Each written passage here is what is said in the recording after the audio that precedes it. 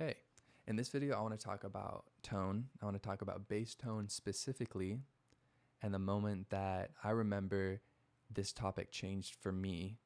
And I'm going to be as concise as I can be because there's so many intricacies to all of this as well. So getting into it, there was a moment that I was working on a record with my band Half Alive, and we were recording bass. We were in the studio and I recorded something that I really liked, and I liked the tone of it. And I didn't like how it sounded soloed. I truly thought it kind of sounded bad. It was really distorted, just too aggressive sounding for my playing style. In the mix, it cut through so well. It sounded so great in the mix.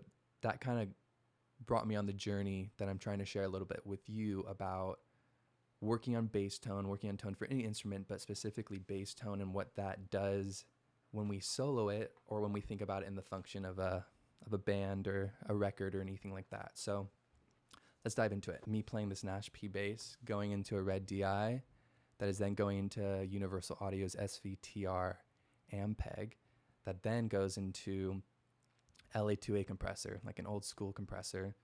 Pretty light on the compression. Don't like a lot of compression on bass, but a little bit. Anyways, here it is.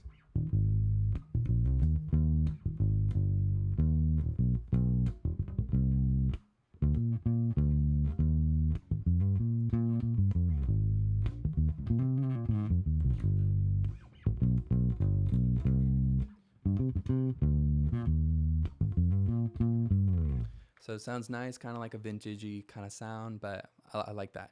So I want to bring you to Logic here. I already recorded this bass line that has the clean tone as well as the more affected, distorted bass tone.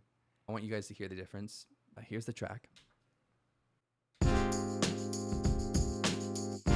bass right now. Bring in the clean bass.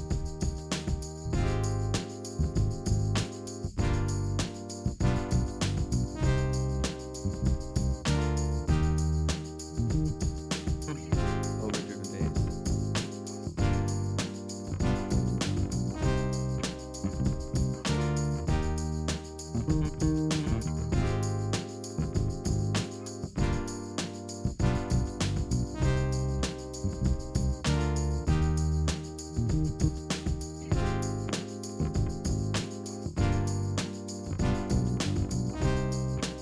So for me, I'm always trying to figure out how we can get the bass sound be clear. You can hear the different runs or different notes that are being played without being too loud.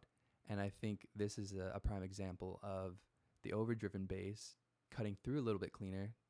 The volume's the same, but the clean bass is a little bit not muddier, but just doesn't attack in the same way and doesn't cut through in the mix as much. So remember how bass tone will sound in the mix, not only when we're having fun playing by ourselves. Like that kind of stuff is great, but that clean bass tone doesn't always work. I'm going to put this track available so you can kind of put your own bass stuff on it and see if you have fun messing with different things. Try clean sounds and aggressive sounds and see what cuts through without turning up the volume so it's too loud, because ultimately usually a vocal's on top of this as well. So give it a shot and let me know.